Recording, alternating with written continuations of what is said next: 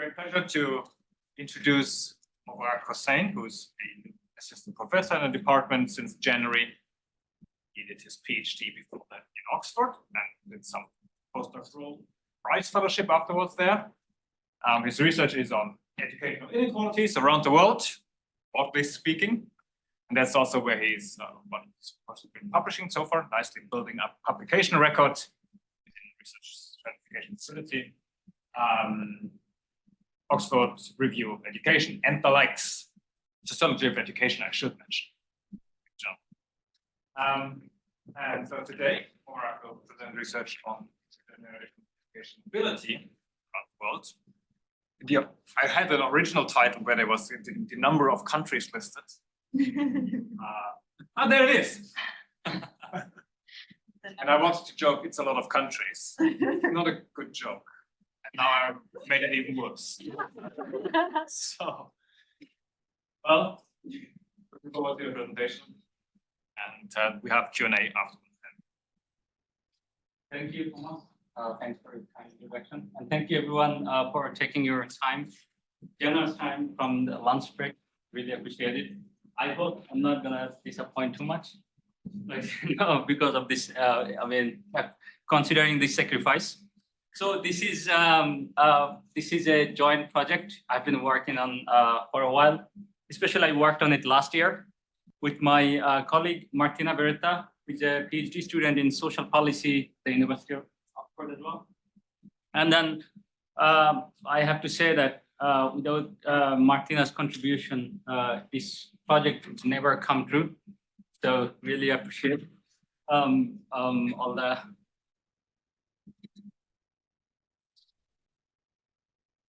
the contributions. So without further ado, I would like to present intergenerational educational mobility across the world.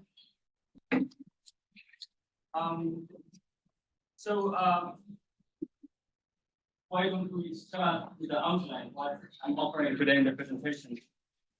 Before even doing that, I always forget to mention the acknowledgement. So the project was funded by Nuffield College. So I'm grateful for the funding because there was a lot of data handling, cleaning involved throughout the year. So the funding was very helpful. So the outline in today's presentation, I will first talk about the motivation and contribution, why the project matters at all.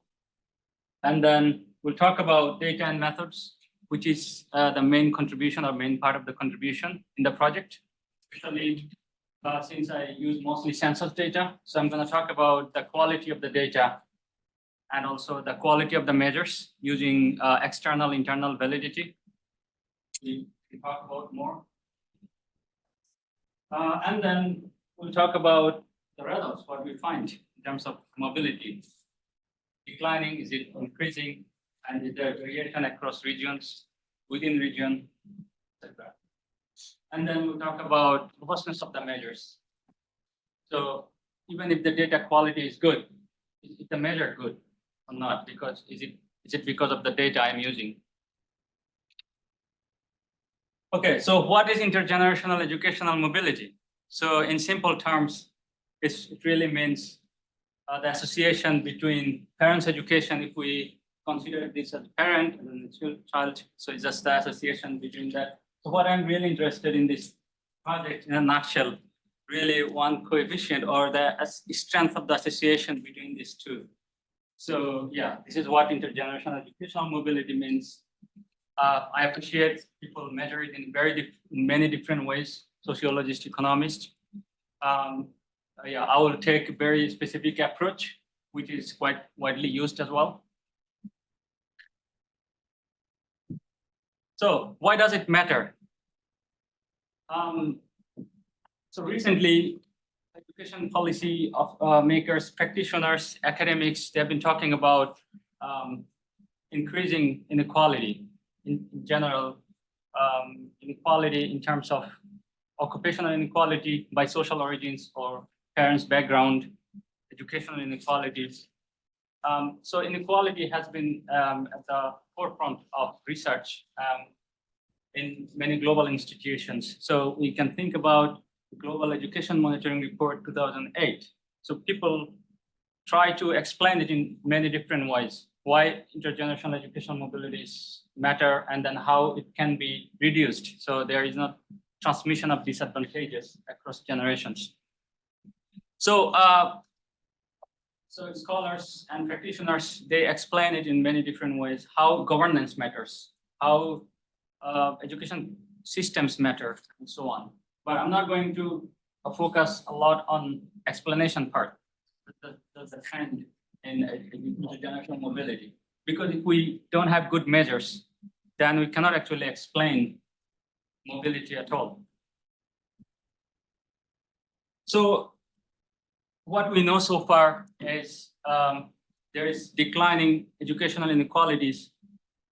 So declining educational inequalities means that there is more mobility, intergenerational mobility by social class or parents' class and parents' education. So if we look at here in a few European countries from Green and colleagues 2009 in American Sociology, Journal of Sociology. So we can see in a few European countries after 1950s or mid 20th century, the mobility halted a bit. So that's by parents' social occupational class and that's by education. So education to education association. So, but in some countries it also keeps declining the inequality, or there is more mobility. So in other words, there is persistent educational mobility or increasing educational mobility. So either persistent or increasing, which is Green and Muller 2020 and 2004 book. They both capture quite nicely the trend in educational mobility, if anyone is interested. And we see very similar pattern in the US. That so this is using US census data. So they also find that there's more educational intergenerational mobility in the US up to 1960s, I think, and then it's halted a bit.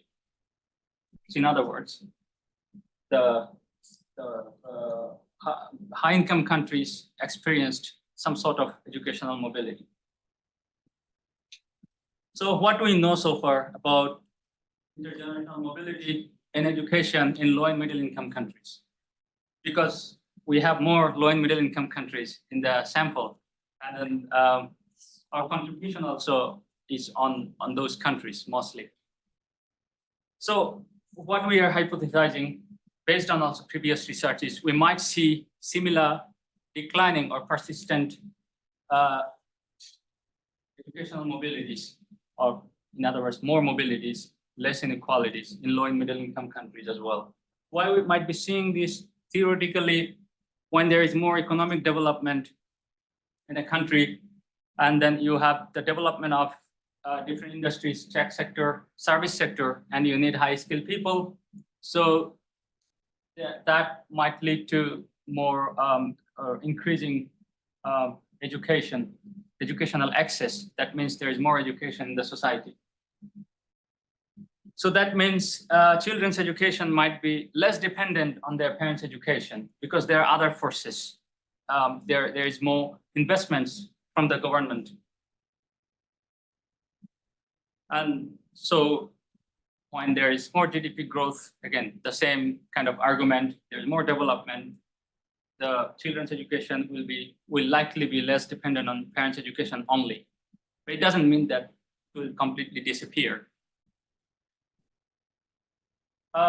And also there has so that means there will be more educational expansion, economic development, and more mobility, let's say. But there will be also variation, as research suggests, because the expansion has not been similar, development has not been similar. So we're not assuming that it will be the same everywhere, the pattern of intergenerational mobility.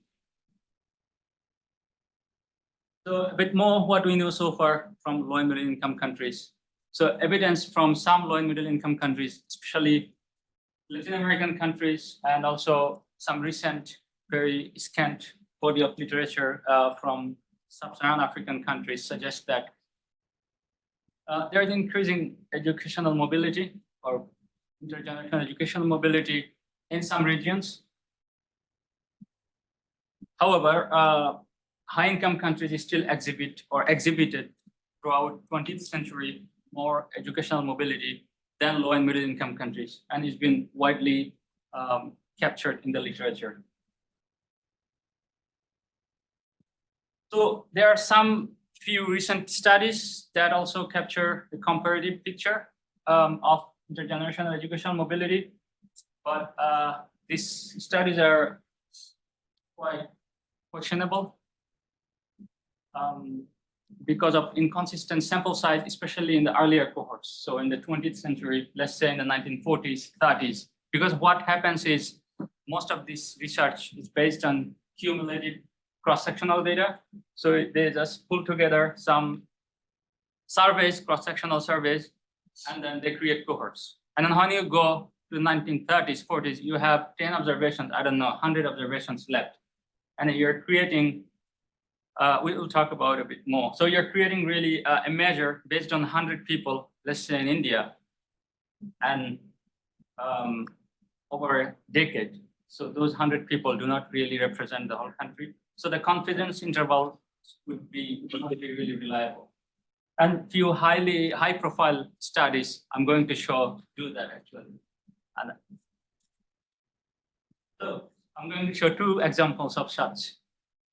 So one is from Journal of Development Economics. It just came out recently.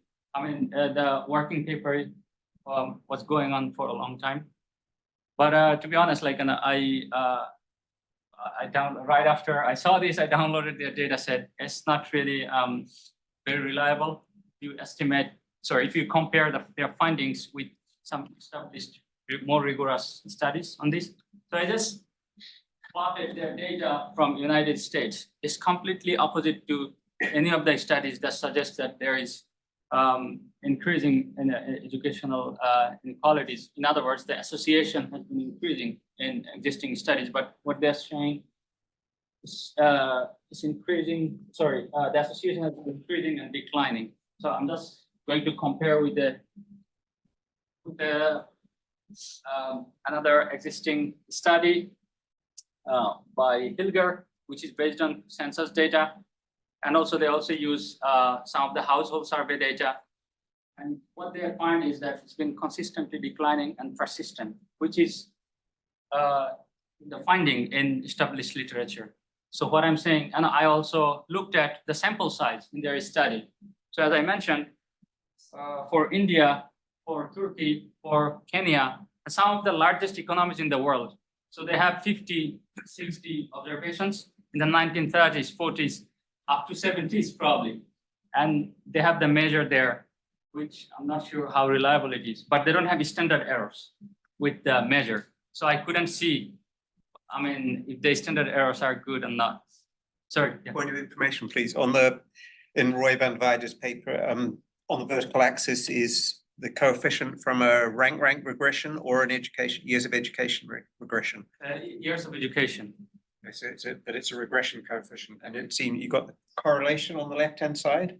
Yeah, it's on the So left. changing variances can make the slopes vary around. So I'm just trying to check whether or not the difference between the two graphs is because one is showing a correlation coefficient, the other is showing a regression coefficient. Yeah, I have actually checked both. So correlation coefficient and regression coefficient as well. They show very similar things. Very similar scenario. So the reason I just plotted this because I used this also for robustness check in my study. So that's why. I also checked this with another finding I'm going to show later that that their findings are quite highly inconsistent. But it's been used by people for understanding contextual social mobility as a measure of countries' educational mobility and really some high-profile journals, including in PNAS, without any controversy. So the second one is another high-profile journal. Depending on how defines it, high-profile, but yeah. So this is on the educational expansion, gender differences, and also educational mobility. I mean, it looks nice, but I mean, I have a lot of questions. You know, the questions around. So this is mother, this is father. So this divergent correlation is not really very consistent with some of the literature.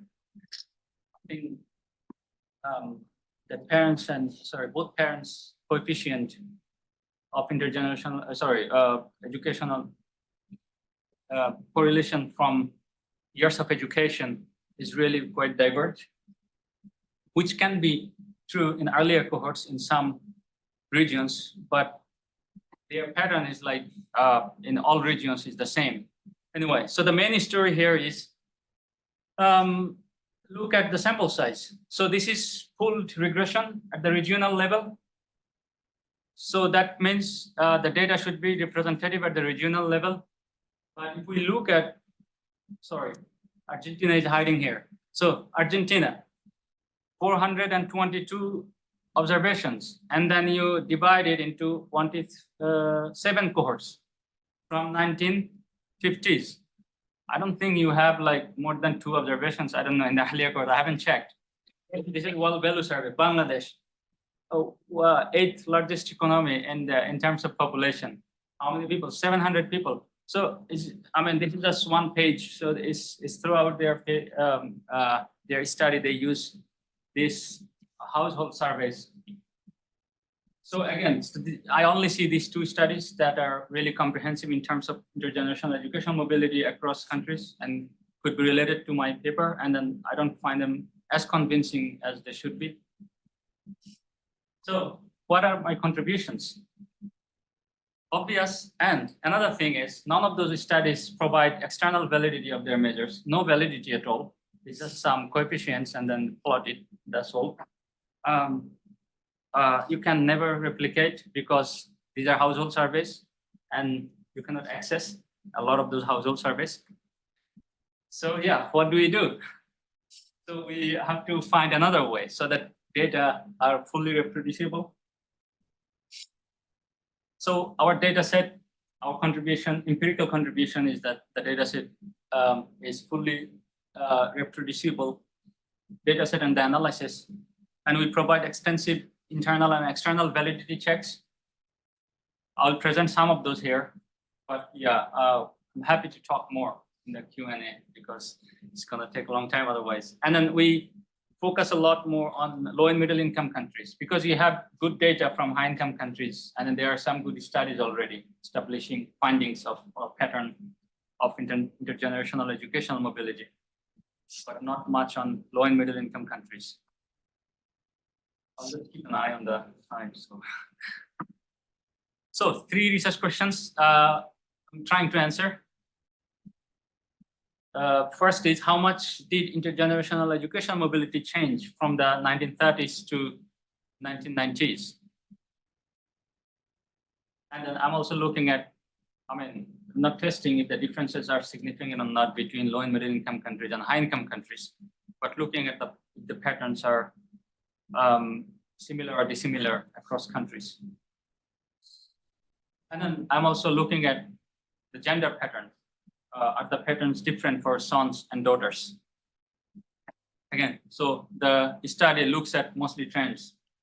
I do not attempt to answer why this trend or explaining this trend, except one case is that because descriptively I show that there is more expansion of education. So I'm just trying to show whether this expansion of education is associated with mobility or not. Data. So the main part comes. Yes, please. Sorry, since you're talking about your positioning against the literature and so on, so I mean, Stephen and I have like included in our syllabus this YMB course, the Hertz paper, which is a starting paper that covers large set of countries, like 150 countries. 42 countries in the initial paper. Yeah. So, and then, there's a subsequent version of it in 2016, not the same authors.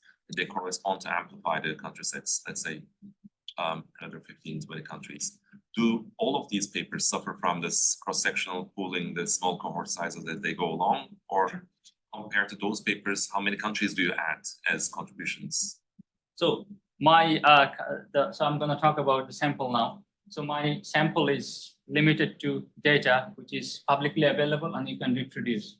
Again, Hart's paper, Yeah. we try to cross-check if our measure is good or not. But again, we cannot reproduce their findings. So this, I don't know if that paper suffers from it or not, but yeah. Yeah, that's good. But yeah, I mean, they haven't written another paper. I think the data set, they have added more countries, but initially I think 42 or some countries, but mostly high income countries though in there because of the data availability. Yeah. Yeah, so in the previous slide, I think in your question, you said that you have data from the 1930s to 1990s. And just again, comparing to the way you position your paper to the other literature, I feel like the other paper could go to 2000s. So, and you talk about also external validity. So what's the external, how do you compare those previous data to today? And do they have an advantage because they have more recent data? That was to say something about now. Do they have data from 2000s? I don't know, think from the that's last what you decade. showed. Yeah. So we rely on census data, and then because of COVID, there wasn't more census data, and then it's not added to the publicly available data set. So yeah, we missed one, but even if we miss one decade, you can still check earlier decades, right? For most of the decades that research show. I don't know if Yeah, but it's the most recent decade. the 2000s. What did it say about today? You know what are you trying to say something about today? So yeah, we are our research.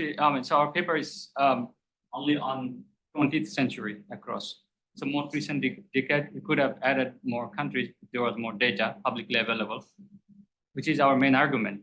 If we get data, let's say request some World Bank to give us household surveys, but people cannot reproduce, so we cannot really add it here. I'll talk about sample and I'll happy to address more questions. So it's a lot of people use this data set. So we also use IPUMS or integrated public use microdata series hosted by University of Minnesota. And it's the world's largest individual level population database. And they have, I think, 92 countries census data. So we pull all the countries. No. Probably a couple of countries we missed because they don't have some observations. I don't remember, but we take almost all countries. So that's how it looks. Anyone can download. I think a lot of us are familiar with the database. Just have to log in, create an account, and then download it. So we have 92 countries in total. The census data from 91 countries, and we add one more country, India, because focus on how low and middle income countries. So we wanted to add, that's otherwise we will be left without adding a large country from the global south. So but household survey data we also take from IPUMS. So that means one can access it as well.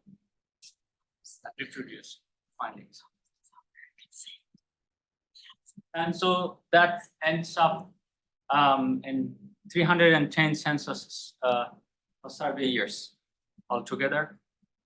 So after pulling together all the surveys, what we have is we create 6 birth cohorts of children.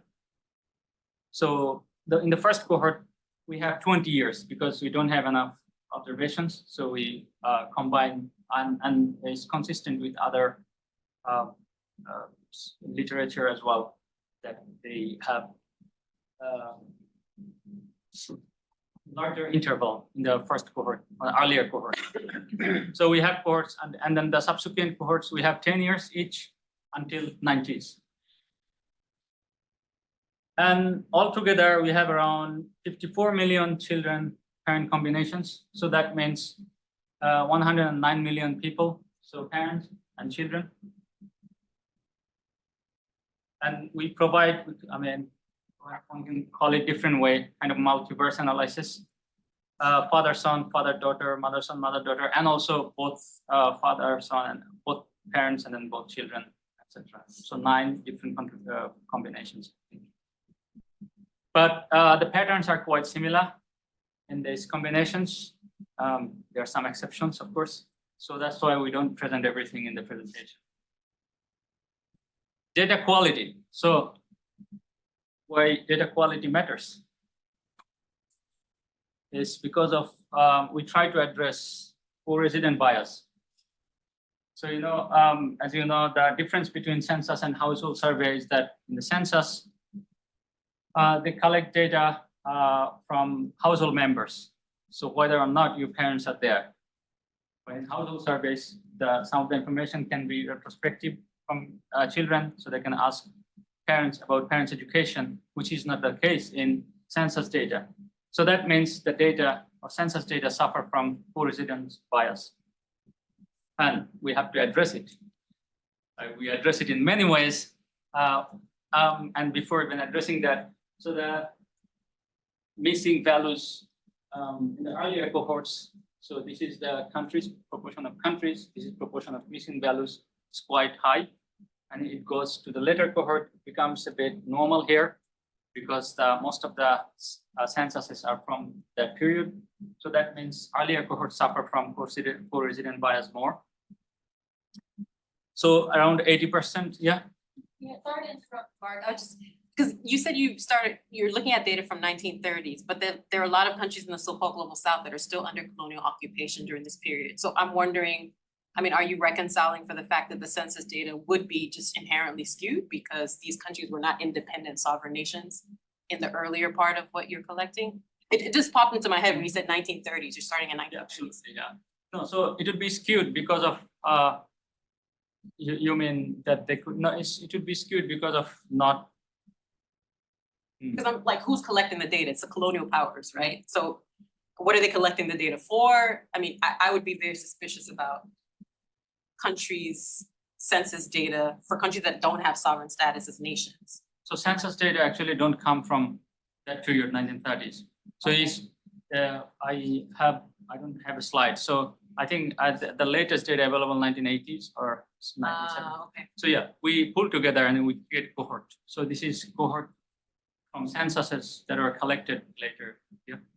I guess I have a similar question, but maybe more directly related to measuring the education level, because not only the earlier cohort of the sons and daughters, but also their parents live in a period before mass schooling, before Western style schooling was expanded to those global south countries. So like you weren't even talking about modern schooling, but when you measure things like education level, even just to say I complete primary or secondary, that's already the idea of this Western modern day schooling. So how do you interpret data, even if these information is not missing, how do you interpret these education levels? And then how do you, if neither the parents nor the children have got this sense of modern schooling, are they all just from 0 to 0? So is that just zero mobility? Like how?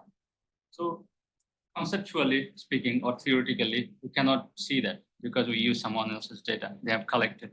And then there is a measure and then it's harmonized, all the censuses across countries.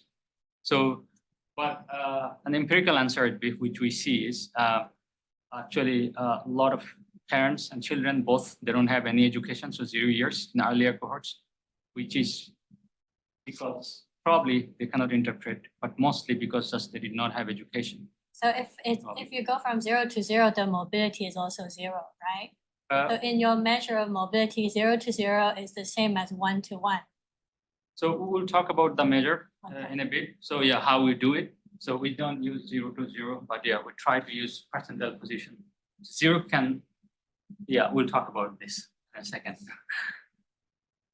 So, but I mean, it's not, missing data is also common in survey data. So for example, in Brennan colleagues' paper, they find that, I think it's Germany, for another country. Couple of countries, their missing data can be up to 50%. That means parents don't have information about their education or occupation. And this is not at random. So I'm not sure like why people accuse only census data because of conceptual reasons, of course, because the missing is not at random, it's because of just parents are not in the household. But we are still left with a substantial number of observations overall, even after around 80% total missing from the whole database. And it's not at random, of course. So we run validity checks. We'll talk about data part and then we'll come to the measure. So please bear with me a bit. So I present here 3 different checks. One is just internal validity check. So just comparing the years of education or the marginal distribution of the years of education for children who are residing or co-residing with their parents and who are not. If their education, years of education is similar. And second, we do the same exercise, but using the external data set. Right? Children who are residing with their parents and who are not. If their education is similar to what we find in some of the external data set. And we pick up Barley data set. So Barley data set has country level measures of the years of education by age group. So that means it can be applied to check both parents' education and children's education because it's a common data set by their age group, their age and also years. And lastly, because one can argue that in many of the low and middle income countries, children live with their parents longer than in high income countries. So that means they may move out. Of course, it varies a lot, not generalizing across countries. So that means children may move out after they get married or when they have kids. So we check the years of education for children who have kids, who don't have kids, and both, and then by whether they were living with parents or not. Okay, so the first one. So children in the y-axis, we see years of children who are residing with parents. In the x-axis, we have children, education of children without parents in household. So we see their years of education is very similar. I mean, almost identical. So, it shows internally consistent, but they are very similar in their characteristics, let's say. So when we pull data from Barley or the external data set by the proportion of, years of education in a country, and then by cohort, and years of education from our data set or IPUMS. We also see very similar or very strong association, almost identical, except Switzerland. But if this is Switzerland, I promise. So if we remove this, it stays quite similar or a bit more stronger than correlation. And we do the same for son and for daughter. Again, very similar. I mean, that means our the people in our data set are quite similar to people in more representative data set, let's say conceptually, household surveys. Because ideally, Barley data set was measured using or constructed using household surveys. So we do the same for different groups, assuming that probably when they have children, the son and daughter, they move out of the parents' household, so that might be biasing our results. It seems like their education is very similar,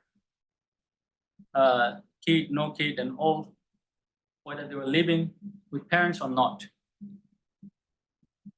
Does it make? I'm presenting only these 3 robustness checks for data quality only. Okay, so now how we measure intergenerational educational mobility. So for the first two research questions, one is trend in mobility, and the second is gender differences. So I use a relative measure of education. So that means I convert years of education into percentile position of parents and children's within country and birth year, which is to make measures comparable across countries. Why is it necessary? Conceptually, because we treat education as a positional good rather than absolute good. So years of education situating you at a different percentile might give you different kind of advantages depending on the country. So let's pick two countries. One is Benin from this 1970s cohort, one is India. So the Benin's years of education is 4, India 7. And then people with 4 years of education probably have so people here with 4 years of education in India don't have similar access to similar kind of institutions or resources or opportunities as those in the 7 years. So it's not really comparable. So, and also they give different kind of labor market opportunities. In other words, they mean different things in different countries.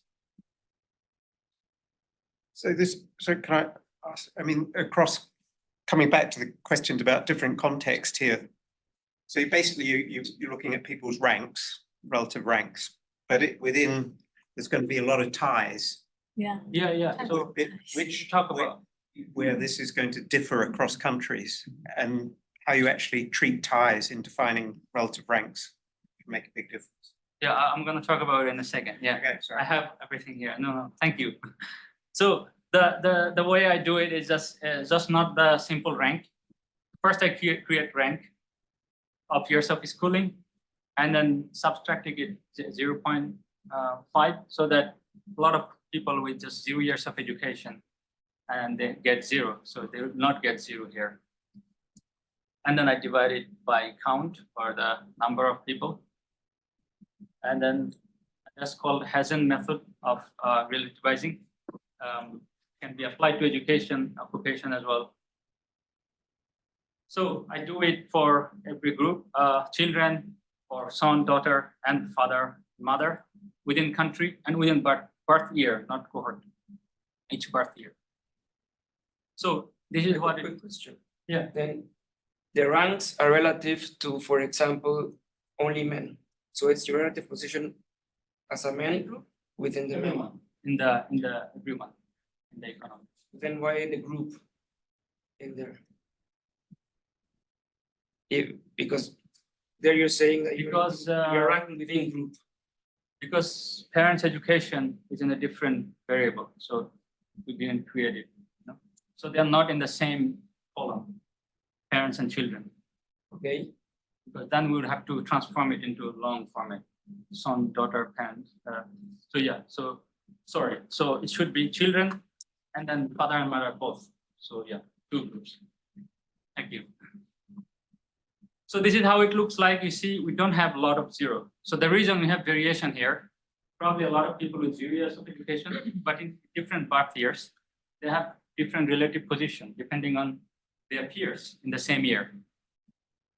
So yeah, this is how it looks like, just on an extreme example. Benin. And this is cohort 30s, and this is the last cohort. It becomes a bit normal, but it will never be normal because education years has only few years. So yeah, this. But I don't understand the picture. Is that you've got two sets of hills for each graph. It's the left-hand hill, the parents' distribution, and the right-hand side, the kids.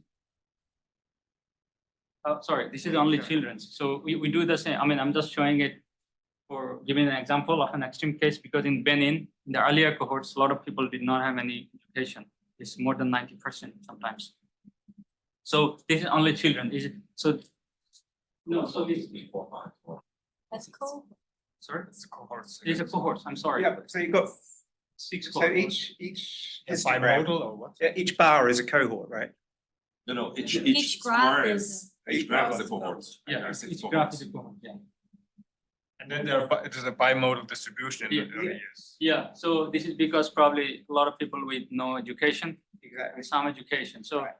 If they're all with no education, shouldn't they have the same percentile? No, because they're from different birth year, so it depends on their relative position according to their peers. in the Because same each birth graph year. is 10 years of cohort, so. Yeah, 10 years, no, No. each birth is just 1 year, so we did it by birth year, each year. But the graph is, That's the a bigger graph point put about together. were you calculating the ranks for? Cohort, so it's 1930, 1931, 1932. And 30 is in each cohort, Yeah. or 20 in the first cohort. So what we do, we create ranks for all individuals by their birth year, and then we create cohort. Sorry, I don't, yeah. Is it clear? Well, has to. Just to me too. Adita. So I will talk about how I do more robustness checks on this, but before that, this is very simple wireless regression which has been used in other papers that I have shown before, and also there are other papers I haven't shown. So it's just the relationship between parents' education and children's education by their gender as well.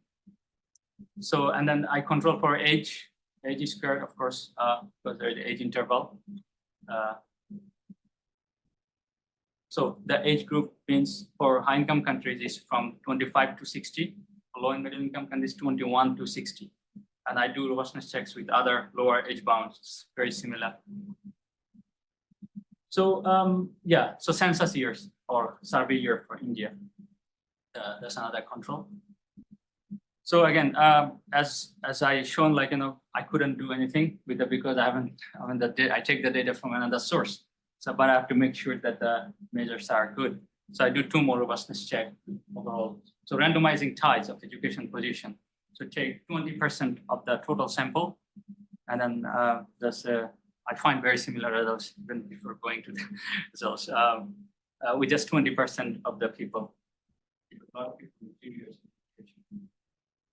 And standardizing years of education, which some people use as well, with a mean 0 and then standard deviation of 1 within each country. And again, very strong correlation with the main kind of measure. So what we find? We find this is just a descriptive overview of the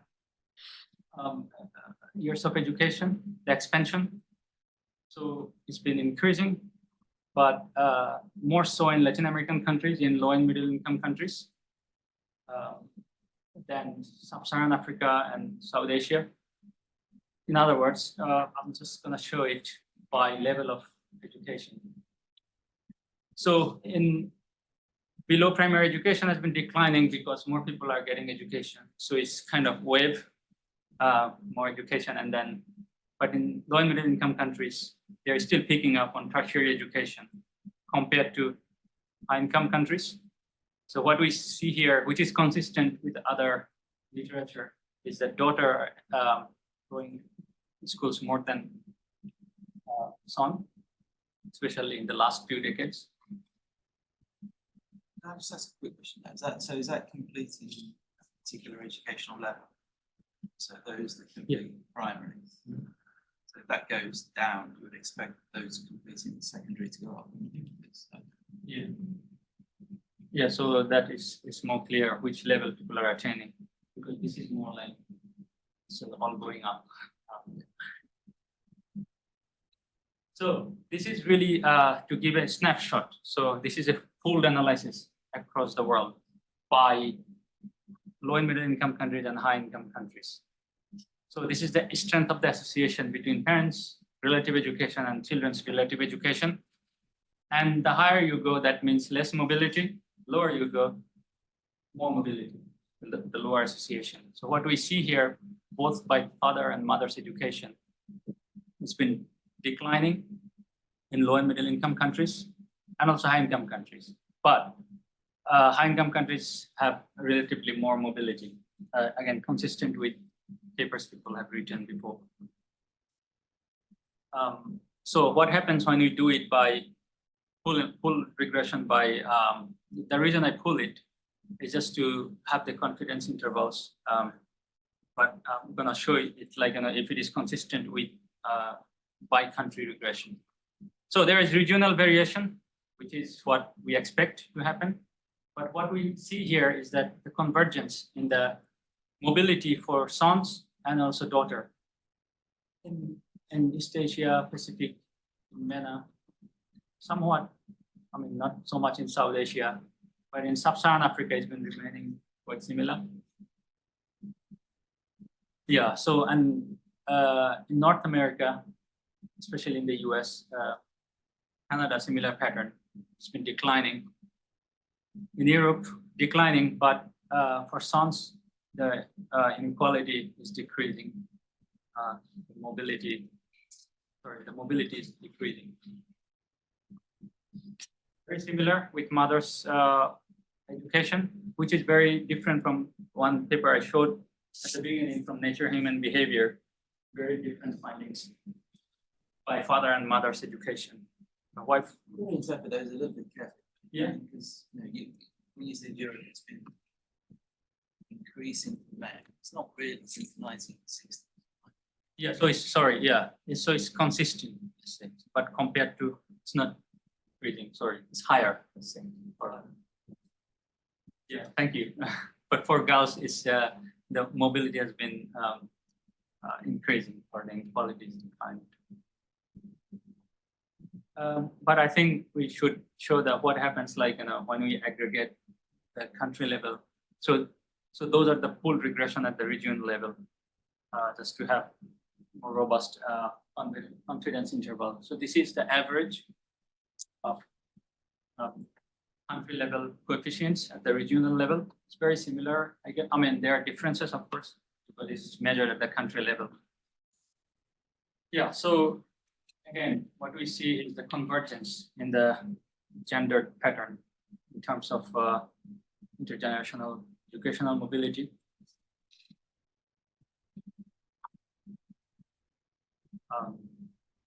With a lot of differences.